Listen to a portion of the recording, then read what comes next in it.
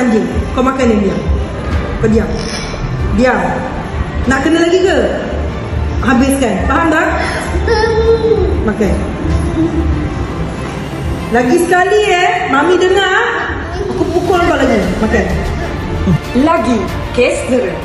Kanak-kanak berusia 4 tahun telah didera oleh ibu angkat tanpa belas kasihan. Rakamannya itulah pada tarikh 22 Julai 2022 yang telah dimuanai oleh TikTokers dan YouTuber terkenal. Dia akhir telah mengundang reaksi netizen di media sosial. Menerusi rakaman tersebut, kanak-kanak tersebut telah dipukul dengan menggunakan batang penyapu dan ditampar di bahagian muka berkali-kali. Dalam pada itu juga, suspek turut menekan batang penyapu tersebut di leher mangsa. Menurut perkongsian saksi, kanak-kanak tersebut akan dipukul pada setiap hari ketika waktu makan.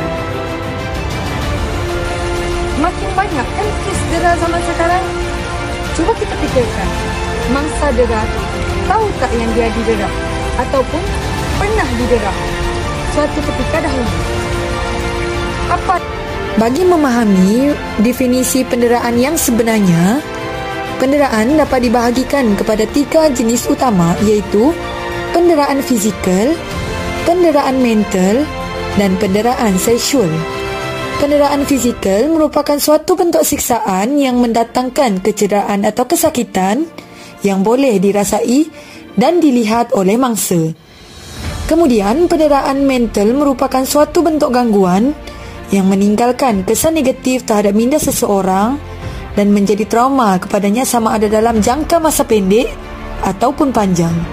Akhir sekali, penderaan seksual merupakan suatu bentuk pencabulan atau kelakuan seksual yang dilakukan secara paksa ke atas individu lain. Faktor utama yang membawa kepada kes penderaan kanak-kanak bernama Alia hanya kerana dia tidak mahu makan. Bak kata saksi, setiap kali makannya bukan dipukul sebab nakal. Alia memang seorang kanak-kanak yang baik. Hampir setiap hari Alia akan dipukul hanya kerana tidak mahu makan, lambat makan ataupun kenyang. Antara faktor lain yang menyebabkan seseorang kanak-kanak itu didera adalah disebabkan ketidakstabilan emosi pendera. Selain itu, disebabkan oleh tekanan kewangan. Apa kesan dera kepada kanak-kanak? Dera meninggalkan kesan cala, lebam, pendarahan tetap, kecederaan, patah tulang dan ada yang membawa kepada kematian. Allahu Akbar. Selain itu, ada mangsa dera yang mengalami kecacatan seumur hidup disebabkan hentakan yang terlampau kuat. Tidak lupa juga, dera meninggalkan kesan trauma yang sangat mendalam kepada mangsa dera sehingga mengganggu proses perkembangan remaja dan dewasanya. Antara cara yang boleh dilakukan untuk membendung kes penderaan adalah dengan membudayakan perkhidmatan kaunseling kepada semua lapisan masyarakat. Jika dinilai kebanyakan kes pendera berlaku disebabkan oleh pendera yang mempunyai masalah kesihatan mental ataupun tekanan jiwa.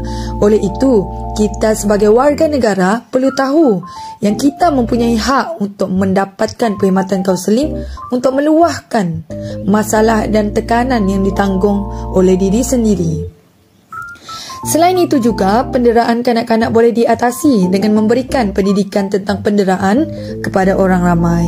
Sebagai contoh, pesanan khidmat masyarakat di ruangan iklan siaran televisyen oleh animasi Upin dan Ipin yang memberitahu kanak-kanak apa itu penderaan dan bagaimana cara untuk membuat aduan.